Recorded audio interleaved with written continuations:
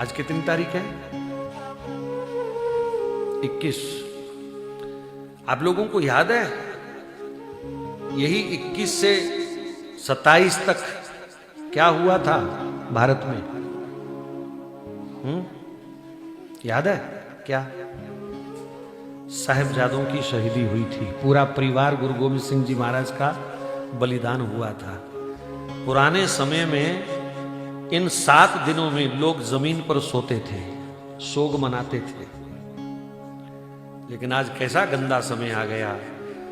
आजकल बच्चों को, हमारी नई पीढ़ी को साहिबजादों की कुर्बानी भूल गई, माता गुजरी की कुर्बानी भूल गई और सब अब 1-2 दिन में क्रिसमस के नशे में कूद जाएंगे, पटाखे फोड़ेंगे, दारू पिएंगे, आतिशबाजी करेंगे, महंगे महंगे होटलों में घूमने जाएंगे।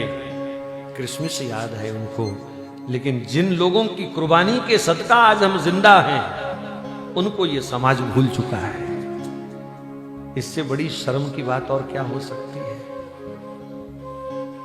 चारों साहिबजादे शहीद हुए, कितनी बेरहमी से उनको शहीद किया गया आप सब जानते हैं। उस दादी का क्या हाल हुआ होगा जिसके सामने छोटे छोटे बच्चे मार दिए गए।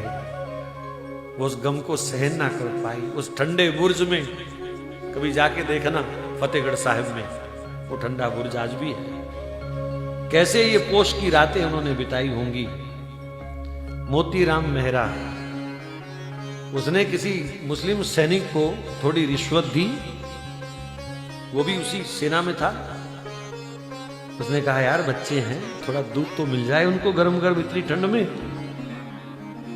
तो किसी को रिश्वत दे करके 2 दिन उसने दूध पिलाया, तीसरे दिन पकड़ा गया और नवाब ने मोतीराम मेहरा, उसकी पत्नी, उसके 4 साल के बच्चे को जिंदा कोलू में पेल दिया। वो भी इन्हीं दिनों में शहीद हुए। दोनों बच्चों का, छोटे साहिबजादों का संस्कार करने के लिए नवाब जगह नहीं दे रहा था, लाश नहीं दे रहा था। टोडरमल खड़ा हुआ। नवाब ने शर्त रखी, सोना बिछा, जितनी जमीन चाहिए उतनी जमीन पर सोने की अशरफियां बिछा।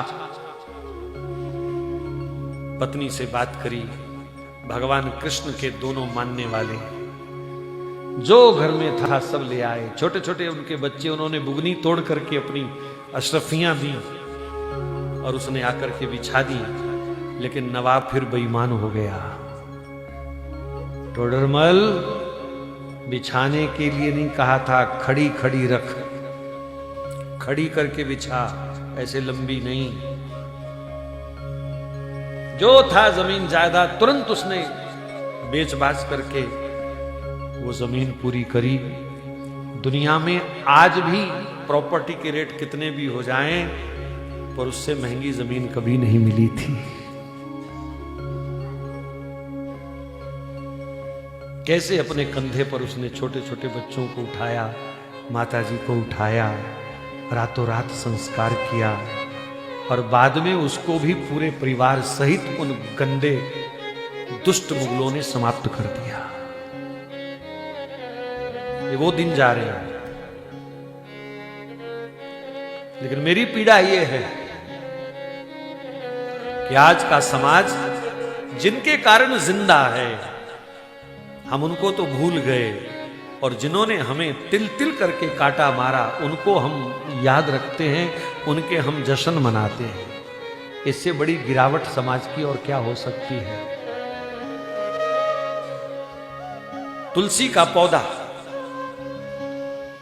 जो शास्त्रों में तो पूजनीय है ही, औषधि के रूप में भी जिसकी कोई तुलना नहीं है किसी के साथ, हर प्रकार के रोगों पर जिसका प्रभाव है। तुलसी मुख में हो, गले में हो तो यमदूत स्पर्श नहीं कर सकता। ऐसी तुलसी जी को छोड़ करके बाजार से नकली प्लास्टिक का पेड़ लाएंगे क्रिसमस मनाने के लिए। कल मैं निकला तो उन्होंने सजा सजा के रखे हुए थे क्रिसमस के पेड़। ऑक्सीजन देता है क्या वो? चाय में 2 पत्ते तोड़ के डाल के पिया करो, कैंसर ना हो जाए तो बताना। वो प्लास्टिक का पेड़ लोग घर में सजाएंगे हैं? भाई जिनका त्योहार है उन्हें मनाने दो, हमें कोई आपत्ति नहीं है, पर तुम क्यों कंगाल हुए फिरते हो? तुम क्यों बर्बाद हो रहे हो नकल करने में, जब तुम्हारे पास तुलसी जैसा पवित्र पौधा है जिसका एक एक पत्ता इतना गुणकारी है, जो भगवान को अति प्रिय है, लेकिन उस तुलसी को छोड़ करके अगर तुम प्लास्टिक के पेड़ घर में सजाओगे तो तुम्हारे जैसा महामूर्ख दुनिया में कोई दूसरा नहीं है।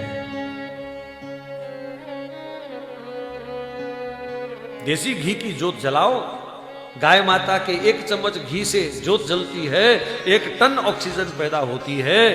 पर ये आज का हिंदू समाज इतना मूर्ख हो गया, ये मोमबत्ती जलाएगा, प्रदूषण पैदा करेगा।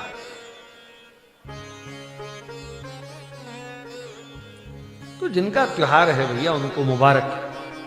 हमारे तो ये 22 से 27 तक का जो हफ्ता है, हमारे लिए तो ये सोग का हफ्ता है। हमारे छोटे छोटे वो नौनिहाल बच्चे शहीद किए गए, हमारे लिए तो ये सोग का विषय है, सोग का हफ्ता है। हम तो सोग मनाएंगे, उन साहिबजादों को याद करेंगे जिनकी शहीदी के कारण आज ये हमारी कथाएं चल रही हैं। अगर वो शहीद ना हुए होते तो आज हम भी शहीद हो रहे होते।